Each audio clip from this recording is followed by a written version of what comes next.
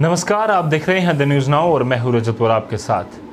Corona virus के चलते lockdown तो लगा ही दिया गया है, पर कई सारी ऐसी सुविधाएं हैं, कई सारी ऐसी सर्विसेज हैं जिसको बंद अगर कर दिया जाए तो पूरी तरह से सिस्टम बिगड़ जाएगा। यहाँ हम अर्थव्यवस्था की बात नहीं कर रहे हैं, यहाँ हम बात कर रहे हैं लोगों की हेल्थ से जुड़ी और लोगों की जो सबसे ज़रूरी सर्विसेज जो उनको चाहिए वो उनको मिलनी चाहिए। मसलन के तौर पर खाने पीने का सामान, एसेंशियल सर्विसेज और साथ ही साथ चाहिए उनको दवाइयाँ, क्योंकि कई सारे लोग इस समय आपको पता ही है कि डायबिटिक पेशेंट हैं, ब्लड प्रेशर पेशेंट हैं या इसके अलावा छोटी मोटी बीमारियाँ किसी ना किसी को रहती ही हैं। तो कॉन्टीन्यूसली बाकी सब चीज़ें चलती रहें, लॉकडाउन चलता रहे, बाकी जगह रिस्ट्रिक्शंस इंपोज रहें, बट सबसे ज़्यादा ज़रूरी ये भी है कि जो फार्मास्यूटिकल इंडस्ट्रीज़ हैं उनको लगातार उनका कामकाज चलता रहे, ताकि जो इंडस्ट्रीज़ में प्रोडक्ट्स बनते हैं जिसको हम दवाइयाँ कहते हैं, केमिस्ट शॉप पर जो दवाइयाँ पहुँचती हैं, ड्रग्स बनते हैं, उन सब की मैन्युफैक्चरिंग लगातार चलती रहे ताकि लोगों को अपनी दवाई लेने में, ख़रीदने में किसी तरह की परेशानी का सामना ना करना पड़े। इसको देखते हुए जम्मू कश्मीर यूनियन टेरिटरी और ने अलग अलग लेवल पर कार्यक्रम बनाए हैं, अलग अलग लेवल पर पैरामीटर्स तय किए हैं कि किस इंडस्ट्री को पहले खोलना है और किस को बाद में। सबसे पहले फार्मास्यूटिकल और केमिस्ट इंडस्ट्री जिस तरह से पहले ही खुली हैं वो भी खुली रहेंगी। लगातार वहाँ पर दवाइयों की मैन्युफैक्चरिंग अभी भी चल रही है। हमारे कैमरा पर्सन अंकुर सेठी ने आज ऐसे ही कुछ अलग अलग इंडस्ट्रीज़ में जाकर देखा किस तरह से कि वहाँ पर इंडस्ट्रीज़ चल रही हैं और पूरी तरह से PPEs पहनकर, यानी कि पर्सनल प्रोटेक्टिव इक्विपमेंट्स पहनकर वहाँ पर ये चेकिंग की जा रही है। ये सुनिश्चित किया जा रहा है कि लोग वहाँ पर लॉकडाउन का पालन कर रहे हैं, कि बाकी जगह पर वो नहीं जा पा रहे, और साथ ही साथ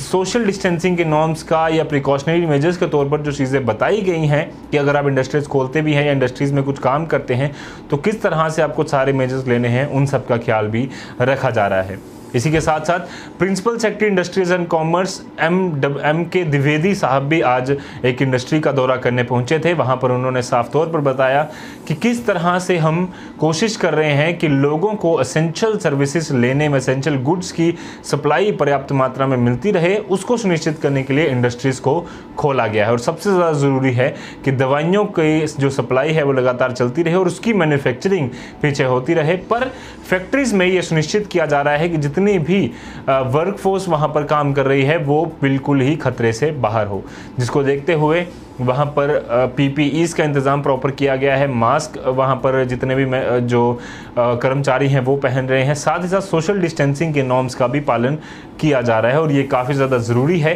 कि एक तरफ सप्लाई लगातार फार्मास्यूटिकल्स की चलती रहे, वहाँ पर मैन्युफैक्चरिंग लगातार चलती रहे, पर साथ ही साथ ये जो कोरोना योद्धा हैं जो निकल रहे हैं घर से दवाइयाँ बनाने के लिए और हम सब के लिए निकल रहे हैं, वो सब अपने घरों में रहने के बजाय जब बाहर निकले हैं तो उनकी सुरक्षा का जिम्मेदारी भी हम पर और सरकार पर बनती है, जिसको देखते हुए सरकार अलग अलग कदम उठा भी रही है।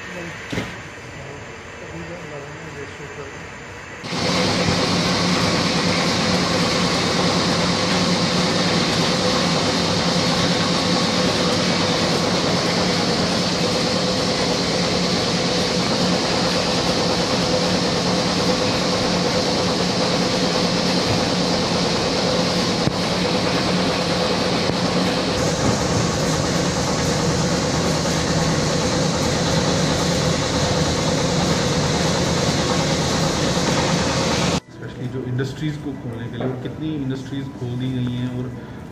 आगे का क्या प्लान है? देखिए, हमारे जम्मू कश्मीर में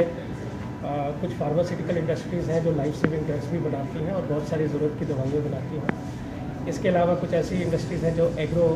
केमिकल्स और पेस्टिसाइड्स और वो भी ज़रूरत की चीज़ें बनाती हैं। ये सारी इंडस्ट्रीज़ को हमने प्राथमिकता देते हुए सबसे पहले इनको खोलने की पहल की और हम इनको फैसिलिटेट कर रहे थे कि ताकि इनका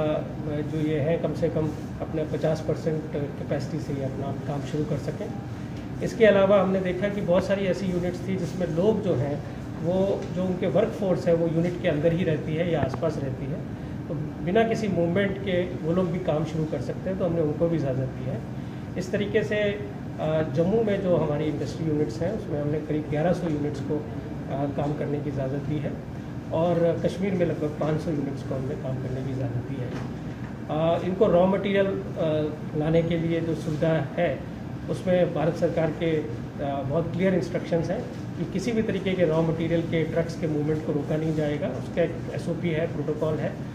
उसको फॉलो करते हुए हमने इंश्योर किया है कि इनकी सप्लाई लाइंस पीछे से जो आनी है वो आए, इनके फिनिश प्रोडक्ट्स भी जहाँ जा सकते हैं, क्योंकि बहुत सारे फिनिश प्रोडक्ट्स जम्मू कश्मीर के बाहर जाते हैं, वो भी हो सके। इस तरीके से हमने एक रोड मैप बनाया है जिसमें हमने धीरे धीरे करके लगभग यहाँ की सारी इंडस्ट्रीज़ को फिर से चलाने का और उससे जुड़े हुए रोज़गार को वापस नॉर्मल रिस्टोर करने का हमने यहाँ पे रोड मैप बना के हमने कोशिश की है। तो इसमें इस तरीके से है कि जो फार्मास्यूटिकल्स के हैं इनको हमने 60% स्टाफ के साथ ऑपरेट करने की इजाज़त दी है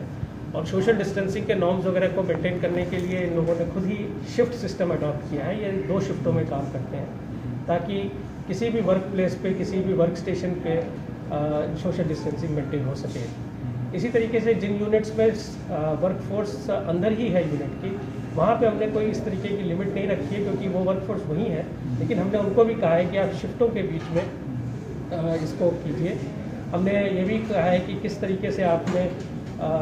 सोशल डिस्टेंसिंग के नॉर्म्स करने हैं, किस तरह से सैनिटाइज़ करना है, स्टाफ को अवेयरनेस जनरेट करनी है। अगर किसी एम्प्लॉई में आपको किसी तरीके का कोई नज़र आता है कि उसकी तबीयत ठीक नहीं है क्या, तो उसके लिए क्या मेजर्स लेने हैं, ये सारी चीज़ें करने के बाद हमने ये इंश्योर किया है कि यूनिट होल्डर्स अपनी जिम्मेदारी खुद समझें। साथ में हमने इंस्पेक्शन टीम्स बनाई हैं जो यूनिट्स में जाती हैं, इन चीज़ों की चेकिंग करती हैं। तो हमारी कोशिश ये है कि हम दोनों एक तरफ जो हमारी लड़ाई है इस बीमारी के खिलाफ, उसमें भी कोई ढिलाई ना होने दें, कोई कॉम्प्लिसेंसी ना आने दें, और दूसरी तरफ हम ये भी चाहते हैं कि जो ये रोज़गार जुड़ा हुआ है मैन्युफैक्चरिंग के साथ और जो एसेंशियल सप्लाईज की जो बात है वहाँ पर कोई विघ्न नहीं हो। सर ऐसा है कि